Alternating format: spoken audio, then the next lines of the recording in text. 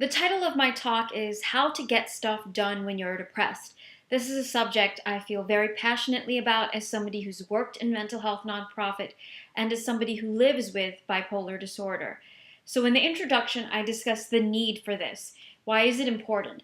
Because by the year 2020, depression will be the second greatest disability in the world. Second only to blindness, according to the World Health Organization.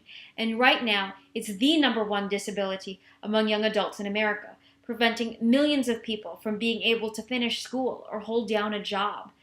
In the intro, I also discuss some of my credentials in this field, and then I jump into the three themes after the intro. The first is proactiveness. Instead of being reactionary, we need to be proactive in dealing with depression. In addition to bipolar disorder, I have 4 other illnesses. One of them is myasthenia gravis, a rare form of muscular dystrophy, and because of that, I carry a cane. And when an episode happens of the myasthenia gravis, that means I'm not going to be able to feel my legs soon. So I have a plan of action. As soon as I sense that it's coming, I enact that plan. And we need to be the same way with depression, even though depression is an invisible illness. So in order to do that, I help the audience members form a plan of attack. And to do so, they need to know their symptoms of depression. So instead of discussing symptoms of depression in the generic sense, a list that most of us have seen somewhere on the internet or in pamphlets, I discuss it in the sense that it's specific to each person and it varies. After helping people form a plan of attack, the second theme is urgency. So one of my strategies is keeping a daily to-do list. If something is due today, it gets 4 stars. Tomorrow, 3 stars. Sometime this week, 2. Next week, 1. And what I tell people is when you're depressed, ignore anything that has less than 3 stars.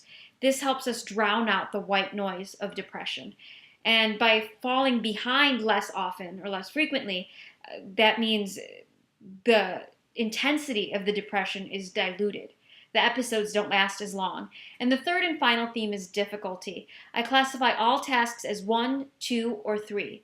1 is an easy task, 2 is moderately difficult, and 3 is hard. When I'm depressed, I focus on all the 1-level tasks. And as I cross off those 1 and 2-level tasks on my list, such as taking a shower, I build up the confidence to accomplish the 3-level tasks, turning in an article to my editor, for example. And that's an important skill in being productive with depression. I'm actually giving this talk at TEDx Women Pilsen on May 28th at the National Museum of Mexican Art, and I hope to deliver it at TEDxNaperville in November. Thanks.